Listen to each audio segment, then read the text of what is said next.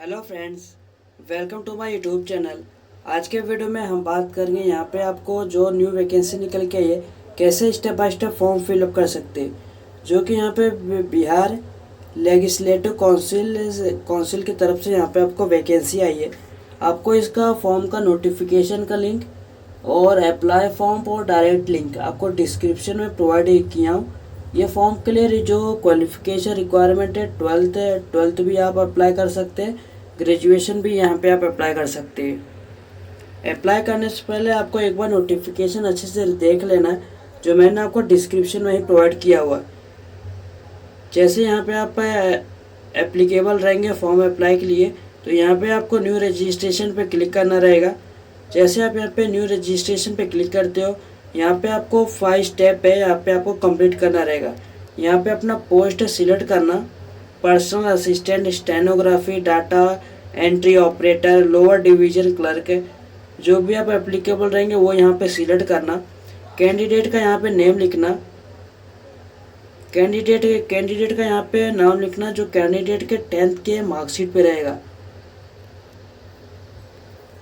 Full name लिखना और full name यहाँ पे कंफर्म कर देना। इसके बाद यहाँ पे अपना फादर नेम लिखना। फादर नेम लिखने के बाद यहाँ पे अपना मदर नेम लिखना। आपको कोई भी सैल्यूटेशन नहीं देना है, श्री, मिस्टर, ये सब आपको नहीं देना है। इसके बाद are you domicile of Bihar, अगर आपके पास डोमिसाइल ऑफ बिहार रहेगा तो यस पे क्लिक करना, नहीं रहेगा यहाँ पे आप नो पे क्लिक करना। अगर आप अदर स्टेट के रहेंगे तो आप जनरली काउंट हो क्या होगे। अगर आप बिहार के कैंडिडेट रहेंगे तो यस पे क्लिक करेंगे। आपको कैटेगरी वाइज जैसे कि जनरल SC हो गया, EBC, BC, BCW, economy weaker section, आप एज रिलैक्सेशन ले सकते हो। अगर आप आउटसाइड के रहेंगे तो यहाँ पे आप जनरली काउंट हो क्या होगे। जेंडर यहाँ पे अपना सिलेक्ट करना। इसके बाद आर यू गवर्नमेंट एम्प्लॉय, अगर आप गवर्नमेंट एम्प्लॉय रहेंगे तो यहाँ पे those who have completed continuous service of 3 year, 3 साल आप लगातार अभी सर्विस में हो, कंप्लीट हो चुका है, तो यहाँ पे यस पे क्लिक करना। आपको यहाँ पे NOC, आपको ओरिजिनल सर्टिफिकेट यहाँ पे जब डॉक्यूमेंट वेरिफिकेशन होगा आपको लेके जाना रहेगा। अगर नहीं है तो यहाँ पे आप नो पे क्लिक करना। यहाँ पे टाइप ऑफ एम्प्लॉयमेंट ये सब आप यहाँ पे देना, अगर आप यस पे क्लिक करते हो तो। अगर आप नो पे क्लिक करते हो, अगर नहीं हो तो यहाँ पे आप नो पे क्लिक करना। इसके बाद यहाँ पे अपना डेट ऑफ बर्थ फिलअप कर देना। पहले यहाँ पे आप मंथ सिलेक्ट करना। मंथ सिलेक्ट करने के बाद अपना ईयर सिलेक्ट करना और यहाँ पे डेट सिलेक्ट कर देना। ये सब फिलअप करने के बाद मोबाइल नंबर डालना, मोबाइल नंबर कंफर्म कर देना। ईमेल आईडी फिलअप करना, ईमेल आईडी कंफर्म कर देना। इसके बाद certificate in computer course recognised by AICTE और डिपार्टमेंट ऑफ इलेक्ट्रॉनिक, आपके पास कंप्यूटर कोर्स रहना चाहिए और ये सब स्पीड होना चाहिए। हिंदी और इंग्लिश में यहाँ पे 30 वर्ड पर मिनट आपके पास होना चाहिए। ये भी यस पे क्लिक करना। सर्टिफिकेट नंबर यहाँ पे आप प्रोवाइड कर देना। मैं डेमो के लिए लिख के बता दे रहा हूँ, आपको अपना एक्चुअल डेटा फिलअप करना रहेगा।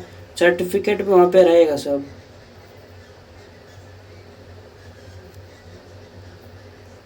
इसके बाद इशूइंग अथॉरिटी कौन इशू किया था वो यहाँ पे फिलअप करना।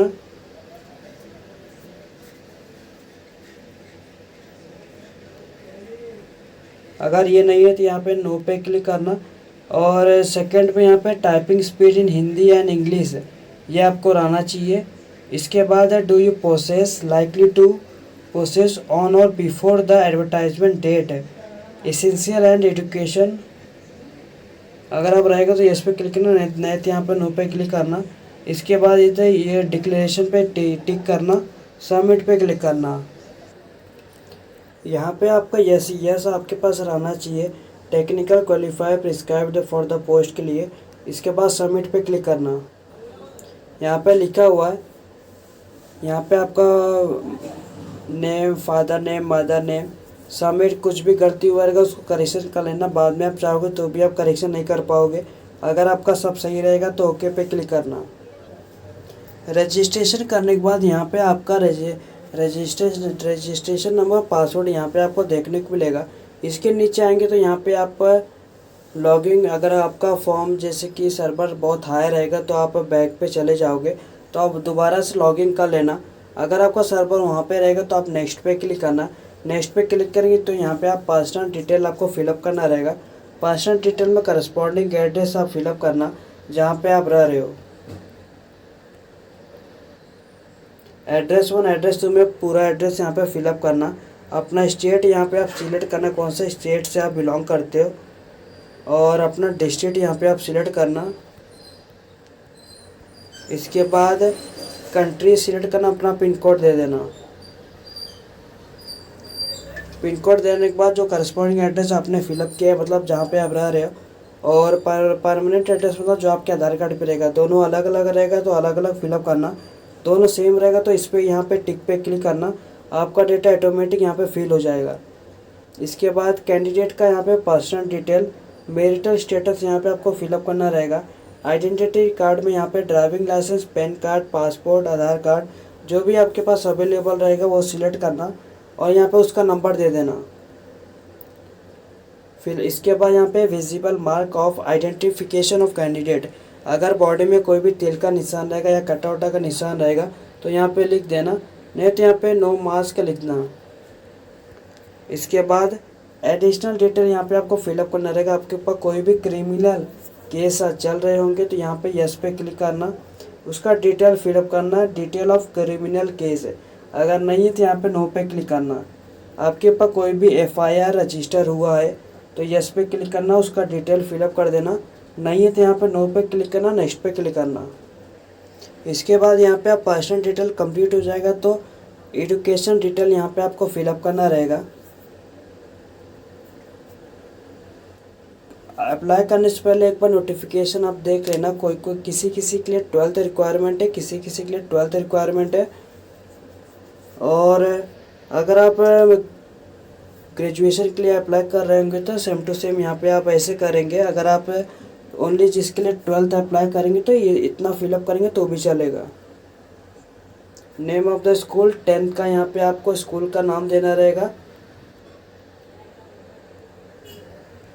इसके बाद यहाँ पे अपना बोर्ड दे देना, कौन सा बोर्ड था। इसके बाद यहाँ पे पासिंग ईयर, कभी आप पास हुए थे। इसके बाद scheme of marking, percentage CGP कैसा था, मार्क ऑफ 10, कितना मार्क्स आपको मिला, कितने मार्क का था।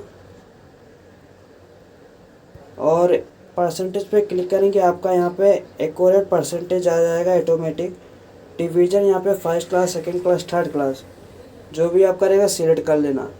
इसके बाद यहाँ पे इंटरमीडिएट डिटेल क्वालिफिकेशन, आपका जो भी डिटेल रहेगा, स्ट्रीम कौन सा था वो सिलेक्ट करना, आर्ट्स, कॉमर्स, साइंस। और नेम ऑफ द स्कूल यहाँ पे आप सिलेक्ट करना। फिल करने के बाद यहाँ पे आप name of the board fill up करने के बाद अपना पासिंग ईयर यहाँ पे आप दे देना। तो इसके यहाँ परसेंटेज सिलेक्ट करना, कितना मार्क्स आपको मिला और कितने में से मिला वो सिलेक्ट करना। परसेंटेज पे क्लिक करना, आपका यहाँ पे आ जाएगा परसेंटेज ऑटोमेटिक। डिवीज़न क्या है वो सिलेक्ट करना। ग्रेजुएशन के लिए भी अगर आप यहाँ पे कौन सा कोर्स आपने लिया है वो यहाँ पे फिलअप करना। कॉलेज, इंस्टीट्यूट ये सिलेक्ट कर लेना। इसके बाद यूनिवर्सिटी कौन सा था,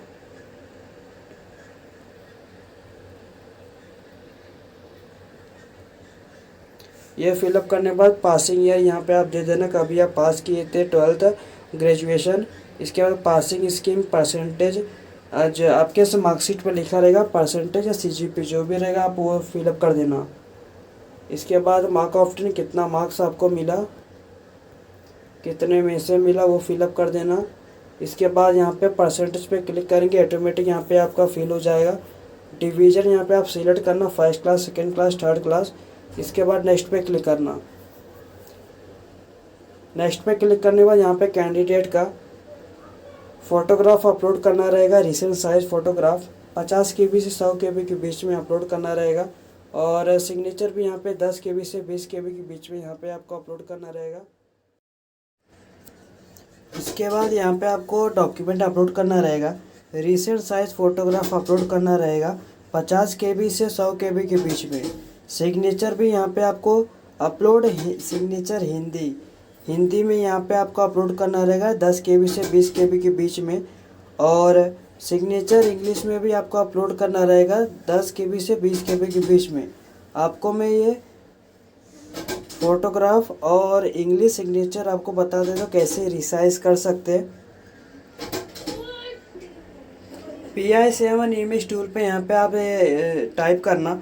जैसे आप गूगल पे टाइप करेंगे इस वेबसाइट पे आ जाओगे। आने के बाद यहाँ पे आप होम पे क्लिक करना। होम पे क्लिक करने के बाद यहाँ पे आप रिसाइज इमेज पिक्सल पे यहाँ पे आप सिलेक्ट कर लेना। इसको जैसे आप सिलेक्ट करेंगे तो यहाँ पे आपको अपना फ़ोटो कैंडिडेट का फ़ोटोग्राफ जो भी है यहाँ पे अपलोड कर देना। जैसे आपका यहाँ पे फ़ोटो अपलोड हो जाएगा तो यहाँ पे आप साइज़ यहाँ पे लिखना, वेथ में लिखना 200 और हाइट में लिखना 240।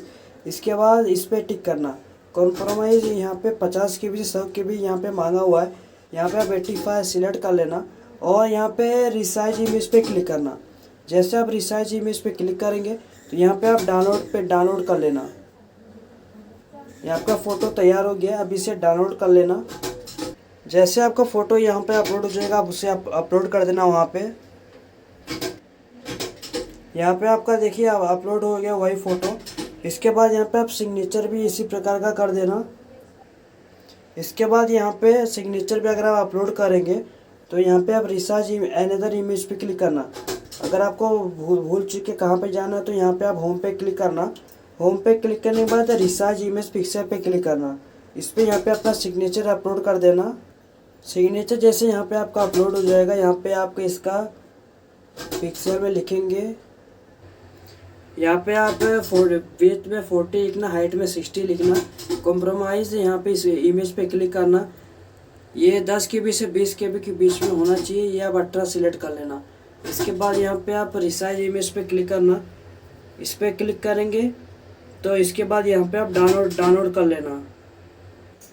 तो वापस से बता रहा हूँ, जब आप सिग्नेचर यहाँ पे अपलोड करेंगे तो यहाँ पे जो वेथ दिया हुआ है 200 सिलेक्ट करना। हाइट इसका 140 सिलेक्ट करना। इसके बाद यहाँ पे आप 18 KB यहाँ पे सिलेक्ट करना और रिसाइज इमेज पे क्लिक करना। जैसे आप यहाँ पे रिसाइज इमेज पे क्लिक करोगे तो यहाँ पे आप डाउनलोड कर लेना। डाउनलोड करने के बाद वहाँ पे अपलोड कर देना।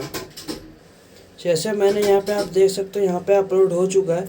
जैसे ध्यान रखना यहाँ पे आप हिंदी में अपलोड कर देना सिग्नेचर और यहाँ पे इंग्लिश में। और इसके बाद यहाँ पे आप नेक्स्ट पे क्लिक करना। नेक्स्ट पे क्लिक करने के बाद आपका प्रीव्यू यहाँ पे चालू हो जाएगा।